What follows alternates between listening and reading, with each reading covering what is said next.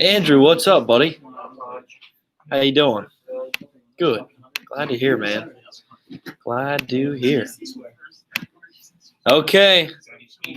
Listen up. We got current events tomorrow. Haley and Kevin. Kevin! You're tomorrow, okay? Sounds good. You know how to do it? Is everybody good with that? Haley, Kevin, you guys good? All right. Bell ringer for today. Oh, I know you're asking, what? We didn't learn anything yet. Well, we did a little bit. Went over the pre-test, went over the vocab. There we go. Describe what imperialism is. Why the United States think it was in their best interest to become an imperial power at the turn of the 20th century. Oh, it's up on the board right there, man. Right above it. 924.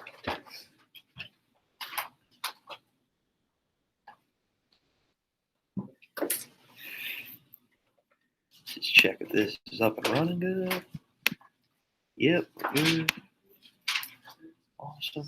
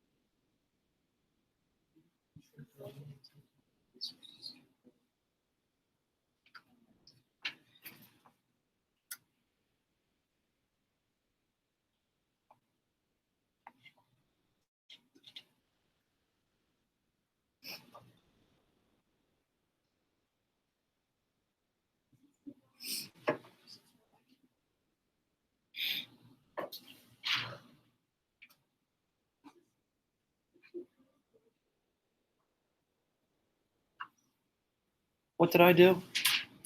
I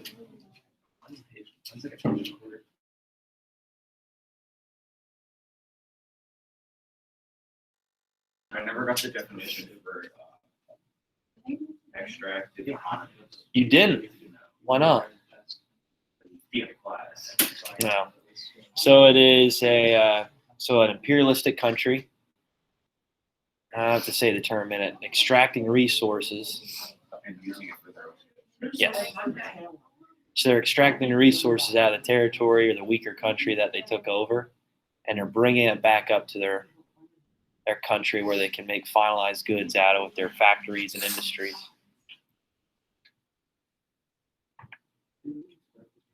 So describe what imperialism is, why the United States think it was in their best interest to become an imperial power. How are we doing? We need more time. You didn't even start. Well, Haley, quit talking then and get typing. Ooh, jeez.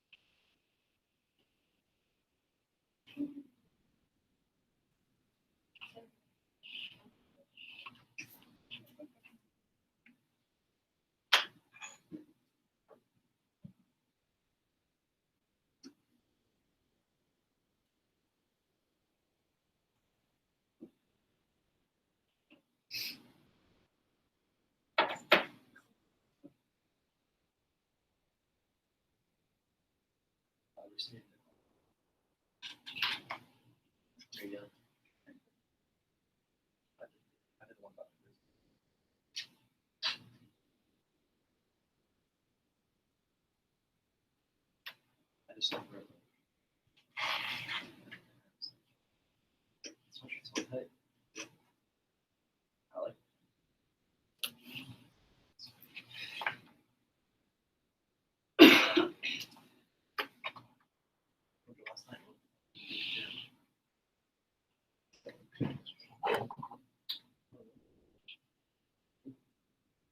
Fight, how you doing? Not too bad. Hey, Chris left his folder here. I don't know if he needs it. Chris Gonzalez. All right. Yeah. Thank you. Bye. We more time? Okay. One more minute. One more minute. Chase, you done? I'm done. All right. Good. Good. Good. You like Earl Dibbles Jr.? I do. I was You know my wondering. profile picture? Yeah. That's what I was wondering. We could be the only teacher ever to do that. Really? He's a boomer. Boomer.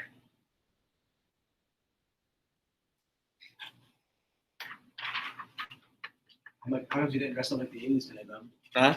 How come you didn't dress up like the 80s? I don't know. That's the way of your time. I know. Right? I was told I'm always outdated, so that's why I just stayed the same. You I just put a pic in my hair. Yeah, you might have. I don't know. You're not from the 80s, bro. No. It's from the 80s. No.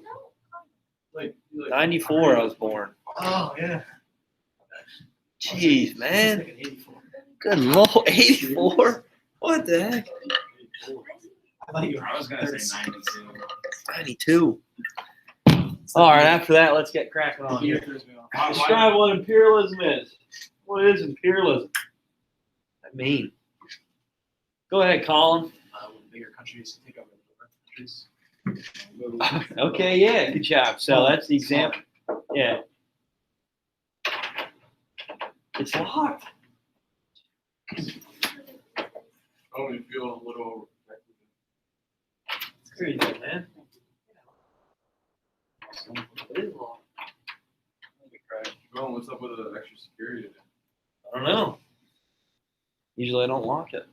Describe what imperialism is. So, Colin, you gave the answer of bigger, stronger countries taking over weaker territories or weaker countries. Why are they doing that? What's the reason? Get more power. More power. Okay. What are they going to establish in these weaker territories or these weaker countries? Trade. Okay, trade, right? So we talked about the Philippines yesterday with the United States. At the end of the Spanish-American War, we claimed the Philippines, right? So we can trade with these Asian countries. Good job. What else? What else? Ethan, go ahead, man. Military bases. Military bases, exactly. So Philippines, talk about Hawaii, Cuba, okay? We're establishing military bases there. What's the reason for that? Why would we want to establish military bases, Ethan? For protection, right? Yeah. Okay, we can try to create a shield that would try to prevent the enemy from attacking our mainland, okay? So obviously we talked about Japan, right? And when we get to World War II, because this military base here in Hawaii kind of protected our mainland. Yeah, did we take a huge hit there? Of course we did. It was a terrible, terrible event that happened. But at the same time, if we didn't have that military base, if we weren't far separated from the rest of the world because of the Pacific Ocean, who knows? Maybe they would have attacked our western coast. Maybe it would have been a bigger impact than maybe just attacking a military base. So we're creating like a shield, right, around our country to try to protect it. Good. Why else? Why else would we want to imperialize other areas? So we're talking about militaristic gains for the most part right now. Protect our borders, establish trade, right? Okay, gain more territory. What's inside this territory that we would really want and desire? Rooster? Resources, exactly. Good job, resources. So resources that we don't have in the United States. Although we're a big, huge country, right? We have a lot of resources already embedded in our country. We need more, right? We want to try to expand our market. We want to grab resources that we don't have in the United States. So especially in Hawaii, Cuba, As you get lower down closer to the equator, sugar. Okay, resources like sugar, especially, is needed for our markets that we can sell and trade with the European markets to make more money. Okay, establish ourselves as a economic superpower in a way. All right. Eventually, when we talk about Hawaii, or not Hawaii, we just talked about that. Alaska. Okay, natural gas, oil, timber. Another thing, establishing military bases. Right up here. Okay. And for the most part, we're trying to push out what powers, what countries out of the Western Hemisphere. Go ahead, Chase.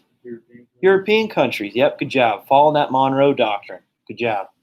All right, so imperialism has a lot of things to offer for a country, especially the United States, which we're going to talk about.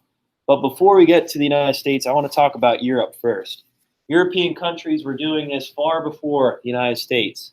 Okay, they're trying to establish themselves as a world power, as more dominant country than all the ones that are surrounding them. It's a hotbed here in Europe.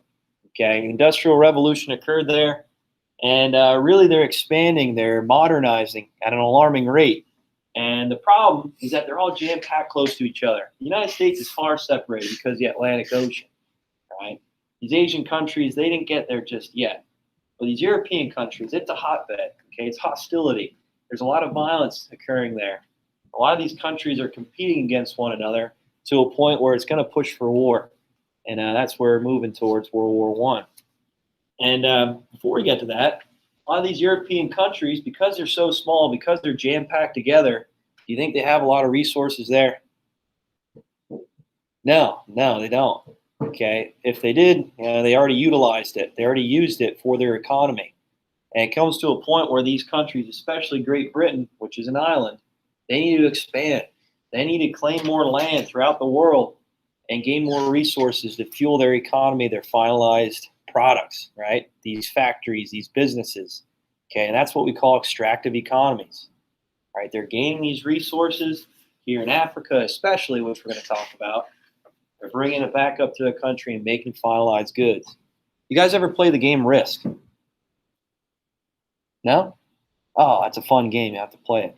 I have a game tomorrow, actually, we'll play.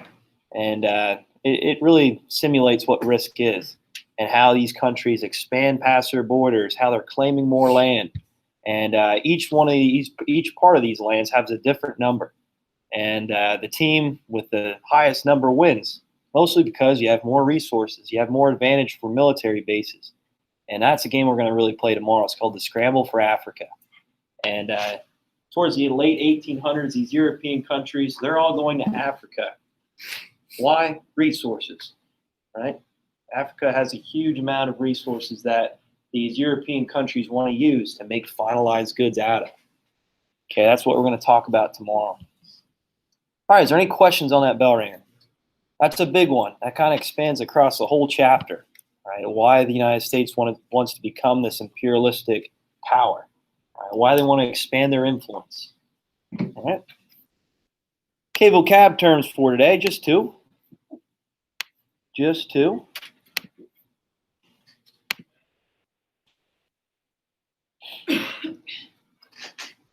Big term, social Darwinism. Another one, yellow press.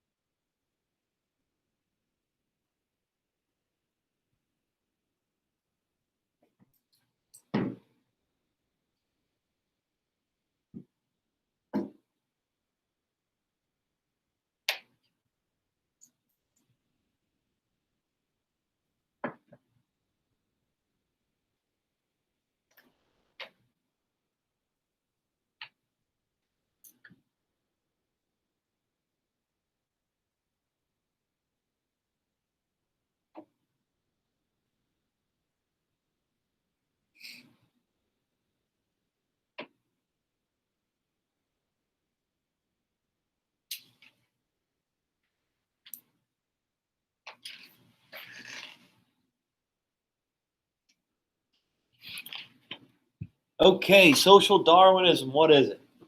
What is social Darwinism? I went over this yesterday. This is a big term that you need to know, especially when we get to World War One. Okay, and when we talk about World War Two. I guess you could even say the Cold War. What is it, Alyssa? With natural selection. Yeah, good job. So they're relating Darwin's theory of survival of the fittest, natural selection, okay, to these European countries, to these countries throughout the world. They're all seeking dominance, right? They're all seeking to be better and adapt to their environment, okay? A lot of these countries are trying to become superior to others. And the way they're going to do that is expanding their military, having nationalistic ideals, okay, forming alliances, and just seeking to become better. Right? So social Darwinism is survival of the fittest. They're relating it to the countries in the world. Right? It's not like an organism or anything like that when you talk about it within biology or in your science class. But social Darwinism, they're applying this idea of survival of the fittest. Okay, adapting to your environment to the countries of the world at the time in the late 1800s, moving up into World War One. You guys good with that? Yep. All right, there's many different theories and ideas of what social Darwinism is and how the United States either should they expand their imperialistic goals or should they try to calm down on it. It's unjust, it's unethical. All right, we'll talk about some of these few people that really discuss and give their opinion about what the United States should do. Okay, should they go into these other lands and extract resources, or should they just stay within their border and leave these other territories and countries alone? All right, yellow press. What's that? Yellow press. Chris, what do you got? You can find it. Oh, really? Haley? American Terms for Journalism and Associated Newspapers that present little or no opinion. Yeah, good job. So yellow press, a lot of people call it yellow journalism, okay? And it's really just trying to get extravagant stories out to the public. They're trying to really appeal to the consumer, appeal to the people through media standpoints, right? In some ways, it's fake news, right? In some ways, it's fake news. There's really no research to it. There's no backing. They're just trying to grasp the attention of the reader, okay? So they're either creating stories that are a little bit of a fabricated, really to no research or detail in it. It's just stories that try to appeal to the people. Yellow press, yellow journalism would be used heavily with the Spanish-American War. Okay, to try to influence the people, say, you know what, this war is needed. We need to try to push the American people to accept the fact that the United States is going to war with Spain. Many people thought this was really not needed, but for the United States to expand as a world power, it needed to happen. Follow that Monroe Doctrine. Same with imperialism. Many people were against it. Why does the United States have to expand into the Philippines and Hawaii, Cuba? All right, let's just refer back to our own boundaries. Yellow press was used to try to push people to understand that imperialism is needed, that it needs to happen in order for the United States to be this world power. All right, is there any questions on that, guys? Again, yellow press is like fabricated stories. Okay, there's really no research behind it. It's just kind of to attract the reader.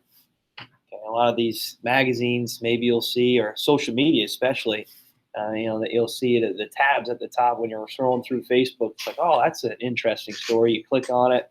There's a big article. You really don't read it too much, but you just read the title of it. It's like, oh yeah, that's something that really catches my attention. But the article actually explains more about it. And anymore now on Facebook, I don't know if you saw it, has a fact checker on the bottom of some articles and political journals. It's just trying to show like if it's true or not. And I think it's interesting that social media is trying to do that now. All right, moving on. Here we go. PowerPoint, just a few slides, and then I want to get you working on an activity. Should have enough time to work on that and get it done.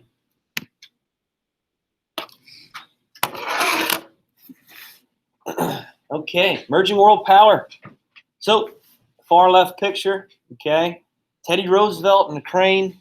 He's going down to Panama, create this canal. And he's singing Van Halen the whole way. Panama, right? Yeah. No, Van Halen wasn't around then. I don't know about that. Oh, yeah. It's something you never heard. Van Halen, more like Van Hagar. So yeah, creating this canal to try to create trade through the Western Hemisphere. The United States will control it. So if anybody wants to use it, well, guess what? They got to pay up. The United States is going to and expand a lot of money, okay, into the building of this canal. But overall, if any European countries want to use this canal, they have to pay up. It's the only way of travel through the Western Hemisphere, unless you want to go all the way down around South America. No one wants to do that. Let's cut right through it. Okay, let's get to these Asian markets. All right, the next picture, we have the Russian-American, right? This is really just preparing for, Alaska, the purchase of Alaska. Okay, how America is purchasing this land without any type of war or conflict. And this was another way of trying to eliminate European power out of the Western Hemisphere.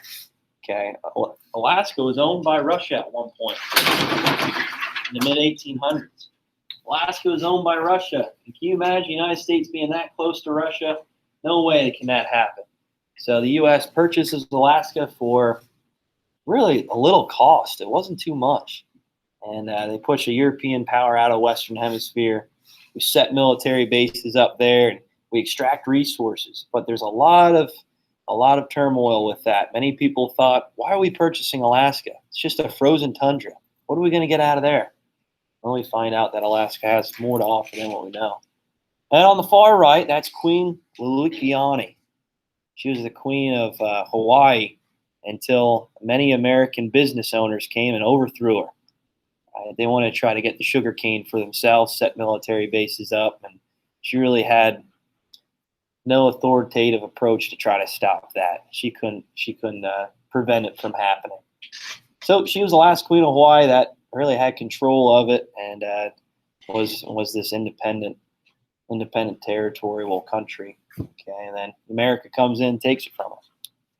All right, imperialism. We already know this. Policy by which strong nations extend their political, military, and economic control over weaker territories. Or stealing land and resources from countries too weak to stop you. All right.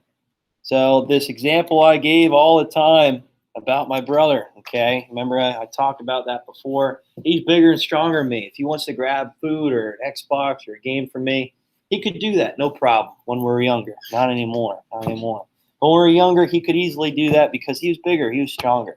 And that's a way to relate imperialism to something that everybody can kind of relate to with an older sibling or older relative or maybe an older friend. I don't know. Hopefully your friends aren't doing that to you or your siblings. Anyway, here's a political cartoon. Okay, that's who? Teddy Roosevelt, right? Okay, Teddy Roosevelt. And obviously he has a huge cannon. There's no way that little man's going to stop him. And that's supposed to represent Colombia with the Panama Canal. Okay, Teddy Roosevelt's aiming all of his guns, all his his military equipment at these Colombian citizens. And it's like, hey, there's not much they can do to stop the United States from taking what they want. Because we got bigger guns. We're stronger than them. How are they going to stop it? So make sure you remember imperialism. That's going to be a cause to World War I when we get there. Okay? Going to be a cause to World War I. Reasons for imperialism. One, European countries were doing it first. We got to catch up. The United States, if we want to try to be a superpower, if we want to try to be a stronger country in the world, we're going to have to try to keep up with European countries. Right?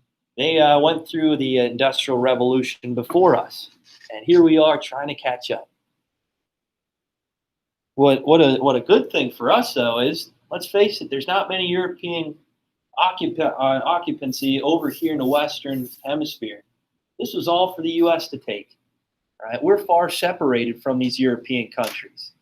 Okay, and even if a European country has any type of asset or holding of any land over here in the Western Hemisphere, that's a far travel across the Atlantic Ocean, isn't it? To try to supply and gain military equipment and people and soldiers over here to try to stop the U.S. from taking it. So it came to a point where the European countries were like, let's just forget about these holdings over here in the Western Hemisphere. Just let it up for the United States. They can take it. So the U.S. really took advantage of it, okay, because there really wasn't too much influence. The only country that had any influence was Spain, and we whooped them up real quick. And then Russia and Alaska, but we just purchased it from them. Get them out of there. And what's really nice, these Pacific Islands,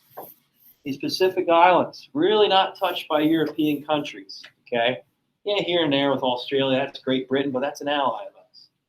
Indonesia, here and there, but not too much.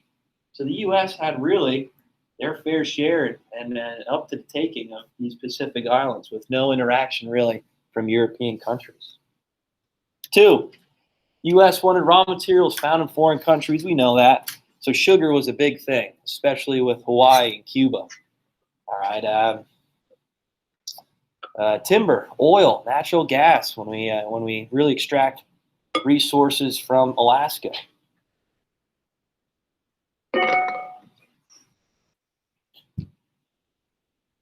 Apple News.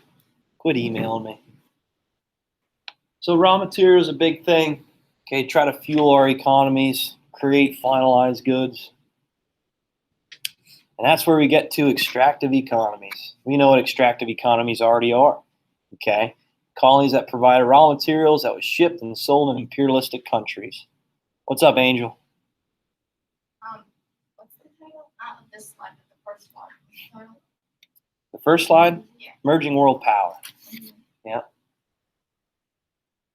So I went over this already. Okay, extractive economy. So the businesses, the industries, right here in the United States. Okay, we're going to Cuba, we're going to the Philippines, we're going to Hawaii, Alaska. We need to gain these resources, collect these resources in these areas, bring it back to the United States, and make a finalized good out of it. Okay, let's say with diamonds or gold, we extract it from these places, these territories. We're bringing it up to our factories, our businesses, and making necklaces, jewelry out of it, and we're going to sell it for a huge profit. Okay, do you think we have to pay much for the extracting of resources? Not too much, because we really push these people that already live there as slaves. Oh man, the United States did that? Yep.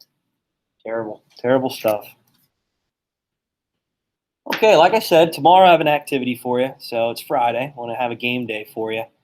I think we can just, it's going to be tough to do it since we're separated, but we can get it done. So try to pick a group of 4 right now, like a team that you want to be in. Okay, a group of 4. You're all going to be different countries, so you're going to be competing against that, one another in each group. But try to find a group of 4, and although we can stay social distance, it should work out. Okay, it should work out. All we're doing is rolling a dice. Okay, and then you can just relay the information back to one another. Okay, we're not that far separated that we can't hear each other. So try to pick a group of 4 in here that you want to work with. Obviously, we're kind of limited to where we can go, so try to stay close together here in your groupings. Andrew, you can just join in, with a group back here or something. All right? Does that work? Okay. Yes. All right. I'll talk about that more tomorrow with the scramble for Africa. Okay? JC1.